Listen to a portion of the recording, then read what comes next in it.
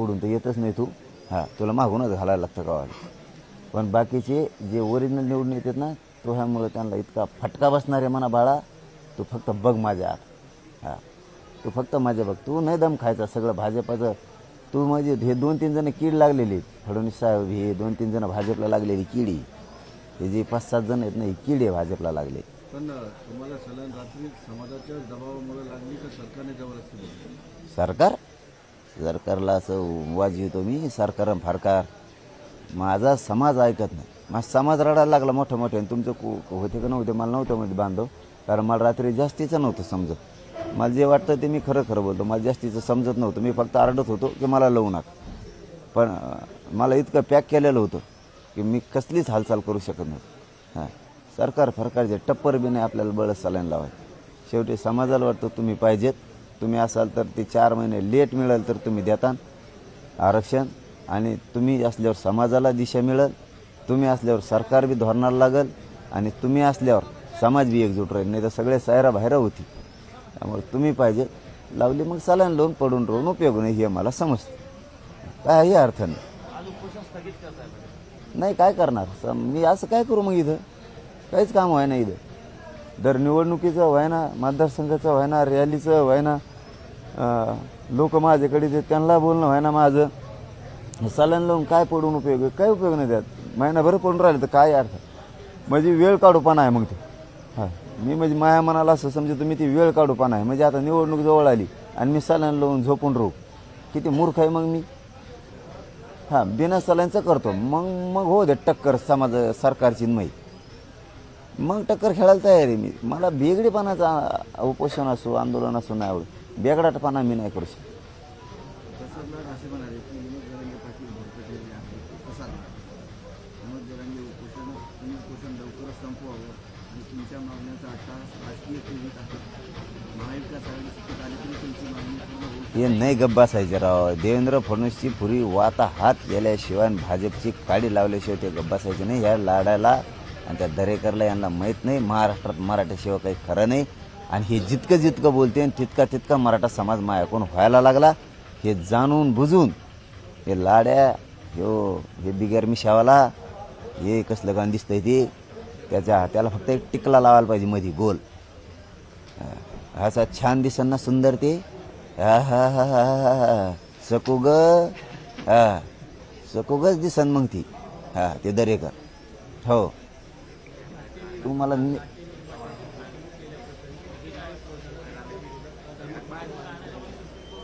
करणारच ना. अभियान सुरू आहे ना दरेकरचं, सकोबाईचं, बिगर मिशाची सकू अभियान सुरू आहे ना त्याचं. देवेंद्र फडणवीस सांगतो ना कर म्हणून. मला एक सांगा, एक छत्रपती शिवरायांचं महानाट्य शंभूराजांचं महानाट्य दाखवलं, ती कोणात हिंमत नाही दाखवायची, ते दाखवलं. मराठवाड्यात कोणी दाखवू शकत नाही एवढं बलाढ्य मोठं महानाट्य. आम्ही धाडस केलं, पोरं होतं त्या टायमाला, आम्हाला काही कळत नव्हतं, पोरं होतं आम्ही दाखवण्याचं. सविस्तर ऐका आता, मला ते सांगायचं नव्हतं पण सांगायची वेळ आली आता. हां हे पोरं होतं, दाखवायची वेळ आली. शिवरायांचा छत्रपतींचा आमच्यावरती विचाराचा पगडा आहे, आम्ही दाखवण्याचं काम केलं. 33 जण होतो, दाखवण्याचं काम केलं. आम्हाला असं म्हणायचं ही हिंमत कोण करत नाही, तुम्ही कशाला करता? मला जे हिंमत करत नाही तेच आम्ही करत असतो. हां आणि मराठवाड्यात पहिलं शंभूराजे महानाट्य आम्ही दाखवण्याचं एक धाडस केलं. व छत्रपतीमुळं जागृती व्हावी, जनजागृती व्हावी, छत्रपतींचे विचार, हिंदुत्वाचे विचार जावे समाजात, म्हणून ते एक समाज जागृतीसाठी केलेला कार्यक्रम आहे. इतिहासाची जनजागृती करण्यासाठी तो केलेला कार्यक्रम आहे, तो आम्ही केला.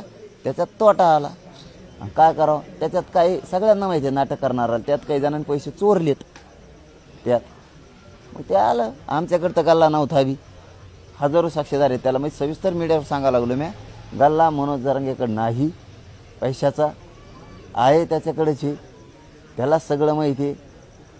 हां इथपर्यंत क्लिअर आता. त्याच्यामुळे आम्ही नुसते गोळा करून आणून द्यायचे, कमी पडले याच्याकडून घे त्याच्याकडून घेईन, त्यांना नेऊन द्यायचे, करा बाबा भरपाई. त्यांनी केव्हा म्हणायचं तोटा आला, कधी म्हणायचं फुल पैसे गोणी भरून आले, तर कधी म्हणायचं कमी आले. आता हातातच त्यांच्या त्याच्यामुळे जे असेल ते असेल. आता ते झालं गेलं, गंगाला घोडं नालं असं आम्ही समजलेलं आहे त्याच वेळेस. पण केलं प्रामाणिकपणाने जनजागृतीसाठी, कारण तो सांस्कृतिक कार्यक्रम आहे. हा सांस्कृतिक कार्यक्रम आहे, लक्षात ठेवा सगळेजण.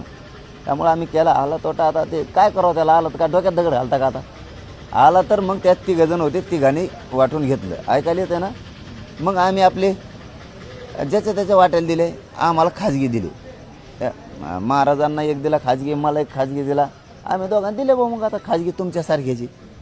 मग एक जण राहिला तर ते म्हणलं मी ते देतो. मग त्यांनी ते द्यायचं काम होतं. त्यास त्यांनी काय ते दिले नाही. ते लपडं पुन्हा आमच्या बिगाड्यात गुतलं. आता आम्ही इकडे दिले नाही का, तर दिलेत. आमच्याजवळ साक्षीदार आहेत. खाजगी माणसाचे घातलेले आम्ही देऊन टाकले. जे इमानदारीनं त्या शिष्य पडले ते दिले सगळ्यांनी. मग देऊन टाकलं. आता काय राहिलं तरी ते आमच्या गळ्यात गुंतलं. कारण ते जरा अतिशहाणा आहे ते 3रा. त्याच्यामुळे ते गुंतलं. ठीक आहे, आता झालं गेलं ते. हां दिले आम्ही इथपर्यंत क्लिअर आहे. महाराजांनी बी महाराजाचे दिलेले, मी पण माझे दिलेले, सगळेजण साक्षीदार आहेत लोक. तरी ते आता त्यांनी त्याचे द्यायला पाहिजे. त्यांनी त्याचे चेक दिलेत. फुकट चेक देईन का माणूस. किती येडा असून द्या. आता हा बघ, बेतायचे म्हणल्यावर ते सोडून द्या. बेतायचे म्हणल्यावर बितीनारच आमच्यावरती. हां पण दिले मग त्यांनी त्याचे द्यायला पाहिजेत का नाही. आता हे क्लिअर झालं, चला जाऊ द्या. तरी बी हे झालं. तिघाची चूक असू नसू ही भाग वेगळा. सांस्कृतिक कार्यक्रम आहे, नीट ऐका बरं का. छत्रपतींचा कार्यक्रम आहे, सांस्कृतिक आहे, जनजागृतीसाठी दाखवला आहे. तिघाचं सोडून द्या आमचा आता. हां का बरं. सांस्कृतिक मंत्रालय मदती करू शकत नाही. करू शकत नाही. पाठीमागं धर्माधिकाऱ्यांचा कोणाचा तरी कार्यक्रम होता, आम्ही शहाल देत हवा. हजारो करोड रुपये आमच्या जनतेचे सांस्कृतिक कार्यक्रमामार्फत तुम्ही घालू शकता. आणि एक सामान्य पोराने छत्रपतींचं नाटक दाखवलं. त्याला काय अडचण आली असेल 4-2 लाखाची. हां तर तुम्ही ते 4-5 लाख काय असतील ते भरू शकत नाही सांस्कृतिक कार्यालय. छत्रपती फक्त निवडून येऊस तर मोदी साहेब छत्रपतींचा आशीर्वाद आणि शपथ घेतात, ते चालतं. हां आणि 4 पोरं अडचणीत आणायला निघालात तुम्ही देवेंद्र फडणवीस साहेब. हां ते हे करून काय शोभतं तुम्हाला. आता दुसरी गोष्ट सांगतो. आम्ही फसवणूक केली असं म्हणता. किती फसवणूक दाखव. एक पनवेलचा मॅटर आहे. हां मला आता आठवना उपोषणामुळं. त्या माणसाचे 4-5 करोड रुपये बँकेत आहेत. स्वतःच त्यांनी केसेस केल्यात. समोरच्या माणसं कोर्टाने निकाल दिलेत. त्याच्या पोरी 3 फाशी घेणार आहेत. ते पैसे जर नाही दिलेत. इतके हाल चालले. त्या पोरींचं शिक्षण बंद पडले. 5 वर्ष झालं ही शाळा सुरू आहे सगळी. त्यात काही आमदार मंत्री बी आहेत का रे बाबा. हां का तिथं कसं काय ॲक्टिव्ह नाही. न्याय मंदिर बी तिथं कसं काय काही म्हणतो आम्ही.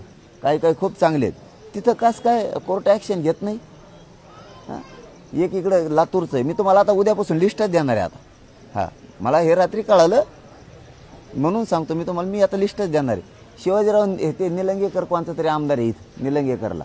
हां तिथं एक कारखान्याची पार्टनरशिपमध्ये 20 करोड एका माणसाकडून घेतले. कोर्टाने निकाल दिला म्हणतात. का रे बाबा फसवणुकीचं त्याला कसं काय अटक नाही करीत माहीत का रे बाबा. हां तिथं कोर्टाला जागा आहे. इथं आमच्यापाशी लई जागा आहे तिकडे झोपलेलं आहे का.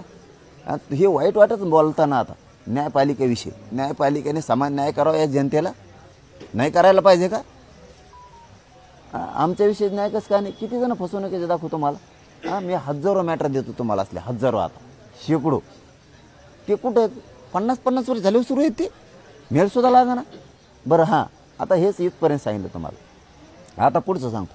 12-13 वर्ष कम न उचललं आहे मॅटर. आताच का उचललं. बरं आता हे सांगतो आणखी ना नीट ऐका. हे बी सांगतो. पहिल्यांदा पकड वॉरंट काढ. आम्ही का दहशतवादी आहेत का.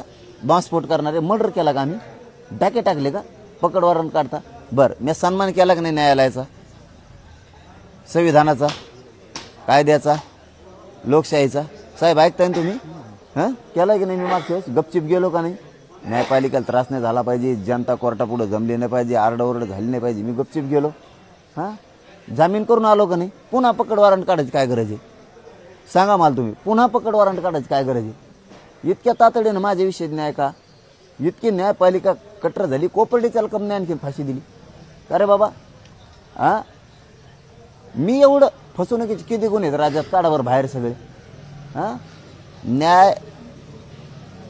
न्याय व विधी विभाग कोणाकडे आहे. देवेंद्र फडणवीसकडं.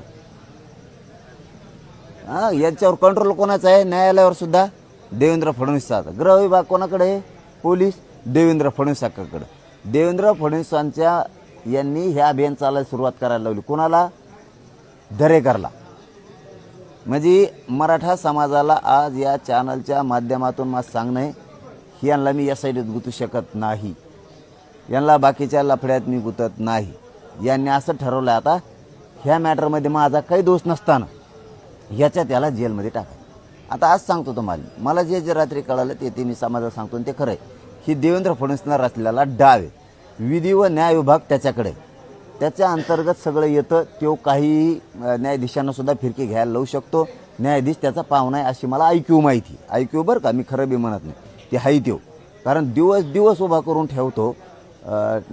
असं मी ऐकून आहे. अख्खा पुणे म्हणतं की त्यो कोर्ट कसं आहे बघा. आतून माहिती घेऊन गुप्तचर यंत्रणा बी. मी आरोप करणारातला नाही, मी न्यायदेवतेला मानणार आहे. कानाला धरून सांगतो, न्यायदेवताच आणि न्यायपालिका सगळ्यांना न्याय देऊ शकते. पण काही जण असे आहेत की ते नातं निभित आहेत. ते देवेंद्र फडणवीसांकडं विधी व न्याय विभाग म्हणजे कोर्टाचं कामकाज त्याच्याकडे आहे म्हणून त्याचं ऐकतात.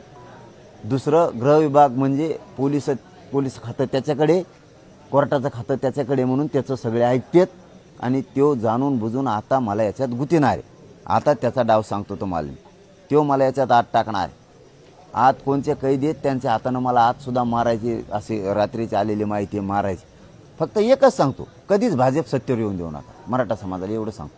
तुमच्या लेकरासाठी मी सगळ्या दुश्मन्या मराठ्यांच्या उचललेल्या आहेत. मी भेट नाही, मी उद्या जेलला जाणार आहे आणि जायला तयार आहे. देवेंद्र फडणवीसला म्हणा तोही किती हाग आहे ना, तोही हाग गार करीन तर फक्त मनोज जरांगेच. हो बादर, देवेंद्र फडणवीस तो मला आणखीन ओळखीलच नाही. तो आग फक्त मीच इजू शकतो, गार करू शकतो. हो 100% त्याला कुठंच गठत नाही, जेलमध्ये टाकणार. कारण ह्या मॅटरमध्ये तो मला विधी व न्याय विभाग म्हणजे कोर्ट राज्यातले सगळे देवेंद्र फडणवीसच्या हातात आहेत. मी मराठा समाजाला खाजगी समजून सांगतो. गृह खातं म्हणजे मंत्रालय, गृह खातं म्हणजे सगळे राज्यातले पोलीस हे देवेंद्र फडणवीस हातात आहेत. दोन्ही खाते त्यांनी त्याच्याजवळ ठेवलेले. सांस्कृतिक विभाग बी त्याच्याकडेच आहे, हे खाते त्याच्याकडे. आणि त्यांनी याच्यात मला अटक करायला लावणार, म्हणजे ज्याच्यात माझा संबंध नाही, माझे चेक नाहीत त्या मॅटरमध्ये. आम्ही खाजगी पैसे दिलेत, मी आणि आमच्या त्या दुसऱ्या महाराजांनी. तरी तिसऱ्यांनी सांगितलेलं आहे मी त्याचे पैसे देतो, चेक बी देतो. त्यांनी न दिले, पण देवेंद्र फडणवीसनी ही 15-16 वर्षात, म्हणजे डाऊट काय येतोय, 15-16 वर्ष झाले त्याला. आत्ता बहुत कम नाही मग केस आम्हाला एखादं वॉरंट आलं.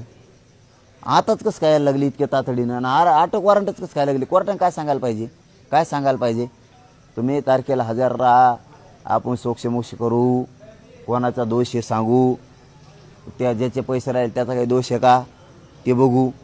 हां, ज्यांनी चेक दिले त्याचा काही दोष आहे का, चेक न देणाराचा काही दोष आहे का हे बघू आणि न्याय करू. नसता तुम्ही सगळे हजर राहा आणि हे पैसे भरून टाका, असं सांगू शकता का नाही. नसता मग आम्ही तुम्हाला अटक करू किंवा काय म्हणते ते जेलला टाकू. ही रीतसर प्रक्रिया आहे न्यायालयाची. तुम्ही